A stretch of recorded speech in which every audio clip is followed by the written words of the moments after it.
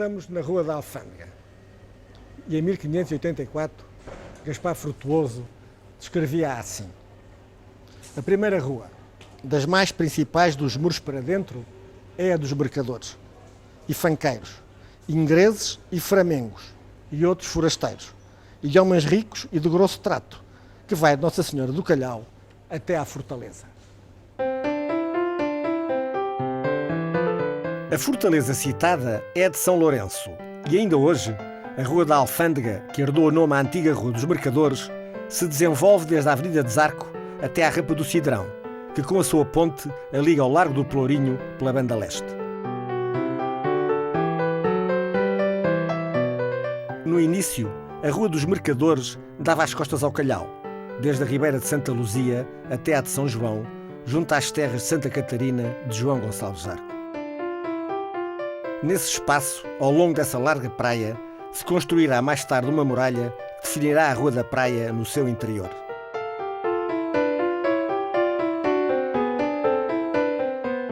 É depois do seu derrube que se desenhará a avenida que hoje se chama do Mar e das Comunidades, mas que já foi só do Mar e antes incluiu a Rua da Praia, que também foi de Gá Coutinho, o Campo da Marinha e até teve integrada a Praça da Rainha, que antes se chamou do Marquês de Pombal. Como se vê, esta questão da toponímia é complicada, pois consoante os tempos, assim se mudam as vontades e os nomes das ruas. Era ao longo da praia que, tal como durante séculos depois, os barcos vinham a portar. Aí se instalaram as atividades ligadas ao comércio, primeiro do açúcar e, quando este se esgotou, do vinho. Desde 1469, que a atual Rua da Alfândega se conhece com o nome de Rua dos Mercadores, pois nela paravam os comerciantes que trocavam vestuário, alimentos e todos os bens necessários para se viver nas ilhas com os que aqui se produziam.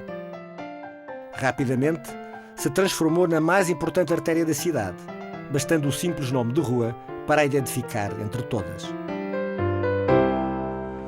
Em 1469, 50 anos depois do descobrimento da ilha, porque haveria 15 a 20 lojas e entre 600 e 700 comerciantes que iam e vinham de acordo com os seus negócios e que emprestariam a esta rua a animação e o bulício de um grande centro comercial a céu aberto. A Rua dos Mercadores ligava com o ancorador dos navios, porque seria rua com toda a animação e tratos que a atividade marítima requeria. Mas era principalmente rua de comércio e, por isso, zona de mercadores e de oficiais que garantiu impostos e outras vantagens de senhores e autarquia. Estas primitivas ruas desenvolviam-se em terrenos agrícolas, em que os campos de searas e as hortas que davam para as traseiras das casas se iam substituindo por campos de cana-de-açúcar e vinhas. As casas seriam muito modestas. Eram feitas em madeira, cobertas de colmo, e os comerciantes que aqui vieram no princípio apenas encontravam um abrigo em ramadas, espécie de alpendres onde se guardava o gado. Essas primeiras casas seriam mais ou menos como as antigas casas de Santana e do Arco de São Jorge, que se podem ver ainda hoje restauradas no Parque Temático de Santana.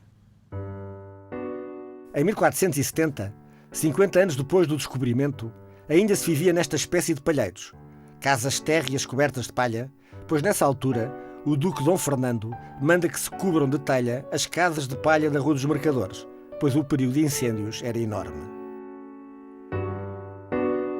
A mesma determinação se faz em Lisboa em 1480 e pelas mesmas razões, mas a resposta no Funchal é demorada, pois custava caro e havia que importar materiais e mestres.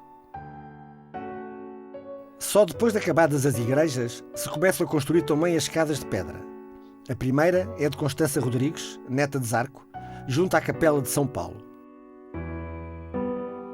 Sabe-se que a primeira casa sobradada, ou seja, com 2 andares, construída na cidade do Funchal, terá sido feita em cedro branco da ilha por volta de 1480.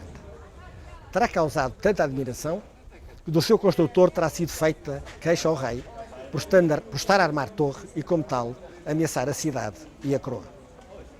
Contra a inveja do tempo, essa casa ainda em 1574 existia. pertencia a António Carvalhal e era uma das mais baixas das casas sobradadas da cidade.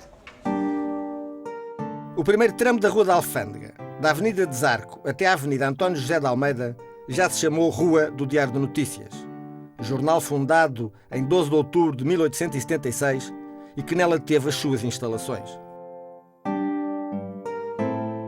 O segundo tramo, até à Rua dos Capelistas, define a Assembleia Legislativa, edifício que foi durante séculos a alfândega, mandada construir por ordem de Dom Manuel entre 1514 e 1519, quando já estavam terminadas a Câmara e a Sé. Edifício emblemático da arquitetura manuelina, no piso superior sobressai a Sala dos Contos, que abria para o mar por janelas com mais de 4 metros de altura. Para o lado da Rua da Alfândega, o edifício apresenta numa porta ainda as armas manuelinas incluídas no lintel sobrelevado.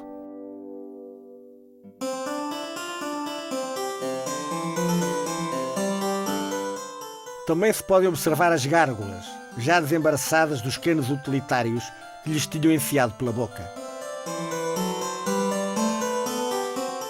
Dentro dos muros, guardados pelas portas maneiristas que hoje fecham o edifício Assembleia, foi mandada construir em 1715 uma capela da evocação de Santo António da Moraria que abre para o pátio com o seu portal barroco.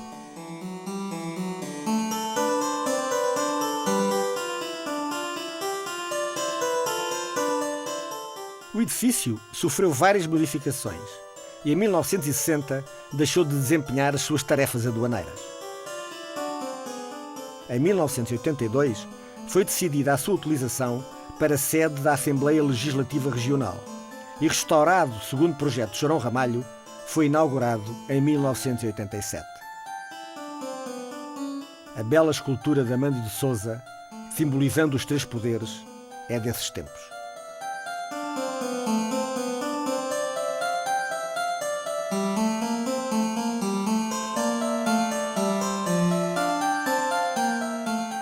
Da Rua dos Capelistas, que em tempos também teve o nome da Alfândega, a rua estende-se até à Rampa do Cidrão e limita a sul a Praça Colombo e a norte o Largo dos Varadores. Em toda a rua se podem ver ainda emblemáticas construções com suas cantarias e sobrados e algumas janelas ainda tapadas apenas por portas de madeira.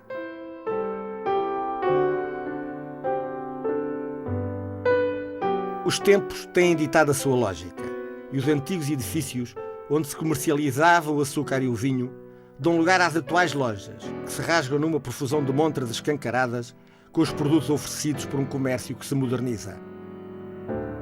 Do século XVI já pouco resta na Rua da Alfândega e, apesar da população ter deixado nela residir, ela continua a palpitar de vida e movimento e mantém-se como a base do triângulo que define o coração económico da cidade. No próximo programa falaremos do Largo dos Varadores. Até lá, passem todos muito bem.